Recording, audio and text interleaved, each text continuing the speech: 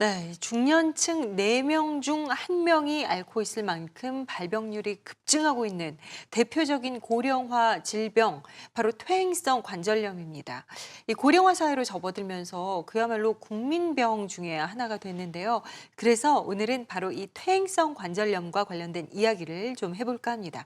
자, 먼저 오늘 도움 말씀 주실 분 자리 함께 해주셨는데요. 정형외과 전문의이신 재진호 원장님 함께 하셨습니다. 어서 오세요. 반갑습니다. 안녕하세요. 네.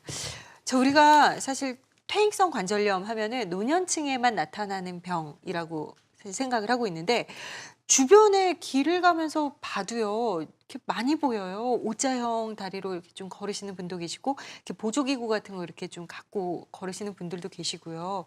이런 분들도 다 이제 퇴행성 관절염 때문인 거죠? 네, 그렇습니다. 이 퇴행성 관절염은 나이가 들면서 이 무릎의 연골이 닳게 되면서 통증이 오게 되는 병입니다.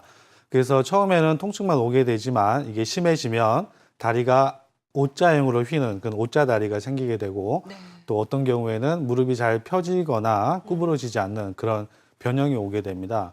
그런데 이 퇴행성 관절염 때문에 O자 다리가 올 수도 있지만 원래부터 O자 다리가 있는 분들은 퇴행성 관절염이 좀 빨리 올 수 있기 때문에 중년층에서도 퇴행성 관절염이 발생할 수가 있습니다. 그러니까요. 요즘 주변에서도 꽤 많이 앓고 계신 분들이 계시더라고요. 근데 이 퇴행성 관절염 하면 가장 좀 큰 문제가 심각한 통증이란 얘기를 제가 들었어요. 그게 겪어보지 않으면 알 수 없을 정도의 굉장한 통증이라고 하더라고요. 네, 퇴행성 관절염이 아주 초기에 있을 때는 통증보다는 아주 시큰거리고 그냥 시린 증상이 있지만은 이 중기로 넘어가게 되면 걸을 때 통증이 심해지고 또 붓기가 생기게 되고 열감이 생기는 경우도 있습니다. 네. 그런데 이게 말기가 돼서 그 연골이 다 닳아버리고 그 밑에 있는 뼈가 노출이 될 정도가 되면 채 어떤 경우는 5분도 걷기 힘들 정도로 통증이 심해지게 되고 또 어떤 경우는 이 변형 때문에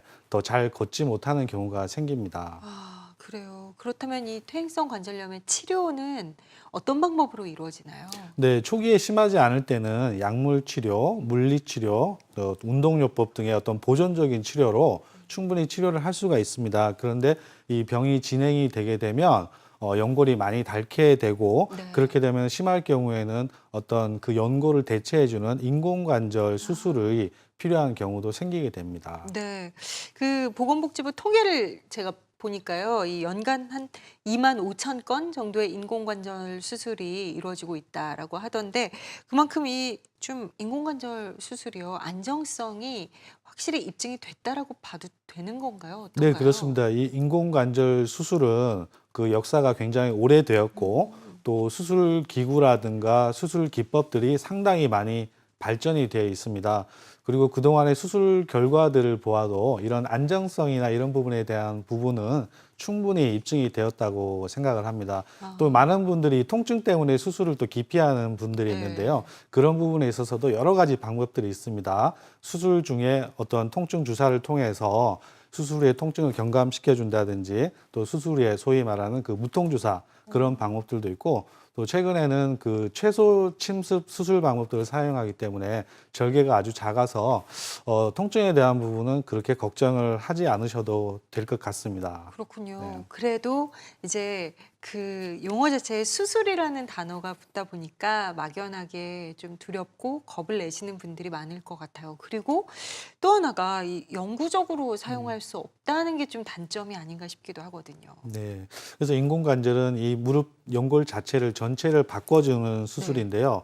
이 수명이라는 게 있습니다. 그래서 보통 20년 정도가 지나면 조금씩 이제 재수술을 할 확률이 높아지기 때문에 가급적이면 65세 이후에 수술을 시행하는 것이 바람직합니다. 네. 그런데 요즘에는 그 50대나 60대의 중년층에서도 퇴행성 관절염이 발생할 수가 있거든요. 이제 그럴 경우에 수술을 시행할 때는 가급적 이 자신의 연골을 보존하는 그런 치료 방법들을 선택해야 됩니다. 예를 들어서 휜다리가 있을 경우에는 휜다리 교정술을 시행하고 또 무릎 전체가 나쁘지 않은 특정 부위만 연골이 손상됐을 때는 어떤 그 부분만 인공관절로 바꿔주는 부분 치환술들을 첫 번째로 고려를 해야 됩니다. 아, 그러니까 부분 관절의 치환술. 네, 그렇습니다.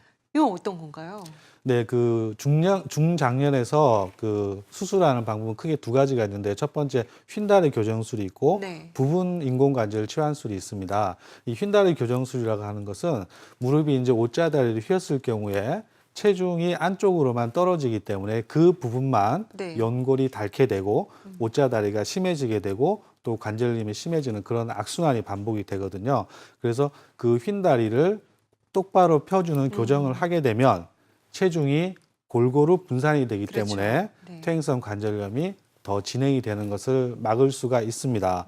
그리고 또 퇴행성 관절염이 심하지 않을 경우에 어떤 특정 부위만 연골이 손상됐을 때는 무릎 전체를 다 바꿔주는 것이 아니라 그 부분만 인공관절 치환술로 하는 부분 치환술을 사용하게 되면 정상 연골 부분하고 인대를 살릴 수가 있습니다. 그래서 자신의 정상 관절과 가깝게 치료를 할 수가 있습니다. 무엇보다 이 두 가지 방법은 자신의 관절을 보존할 수 있기 때문에 50대나 60대 중년층의 관절염 치료에 있어서 아주 효과적인 방법입니다.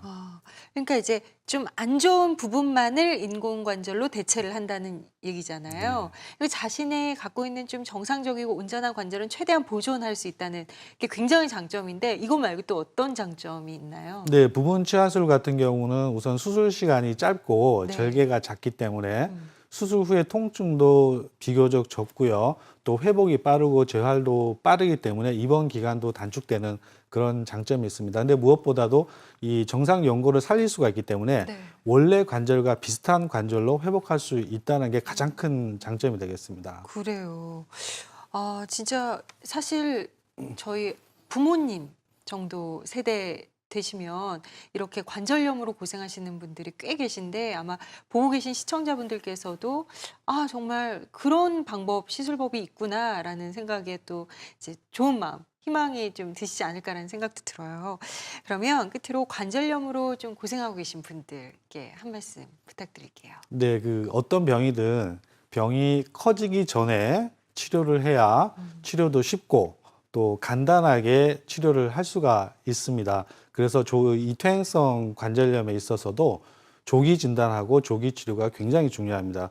그래서 너무 아픈 거 참다가 네. 병원에 가게 되면 이미 이제 병이 진행이 돼서 큰 수술을 해야 되는 경우가 많이 있거든요. 그래서 증상이 너무 심하기 전에 병원을 찾아서 전문의의 상담을 받고 무엇보다 자신의 그 관절을 살릴 수 있게 퇴행성 관절염을 치료하고 예방하는 것이 가장 중요한 점이라고 할 수 있겠습니다. 정말 많이 공감이 됩니다. 우리 부모님들 세대 어르신들의 주특기가 저는 참기신 것 같아요. 그냥 참으면 나을 거야. 뭐 오늘 하루 아프다 말겠지. 그렇게 병을 키우지 마시고 제발 아이고 조금 아프다 싶으면 바로 병원 가서 조기에 치료 받으셨으면 좋겠습니다. 이 관절염에 대한 건강한 정보 재진호 원장님 모시고 말씀 들어봤습니다. 오늘 말씀 잘 들었습니다. 고맙습니다. 네, 얼마 전 살인 진드기로 인한 올해 첫 사망자가 발생을 했죠. 아직 확인된 백신이나 치료제가 없는 만큼 무조건 예방이 필수라고 하는데요. 이 풀밭 등에서는 긴 팔, 긴 소매, 긴 바지 옷을 되도록 착용하시는 게 좋겠고요. 또 잔디나 풀숲에서 사용한 돗자리나 텐트 같은 것들은 다소 좀 귀찮더라도 꼭 햇볕에서 말려주시는 게 좋다고 합니다. 이 야외 활동이 많은 계절인 만큼 각별히 더 살피고 주의를 하셔야 하지 않을까 싶네요. 김경란의 비즈인사이드 오늘 시간은 여기까지입니다. 고맙습니다.